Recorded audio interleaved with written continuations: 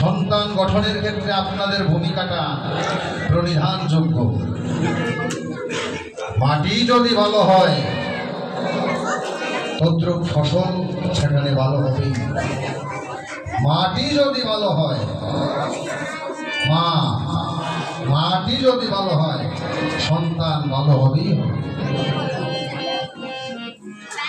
এই সন্তানের দিকে মায়েরাই বেশি খেয়াল রাখবেন, রাখা উচিত।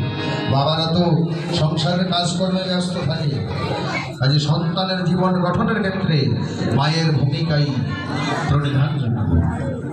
কিভাবে সন্তানকে গঠন করবেন শাস্ত্রাদিতে আমাদের ঋষিরা উল্লেখ করেছে, কিভাবে সন্তানকে মানুষ করতে হয়।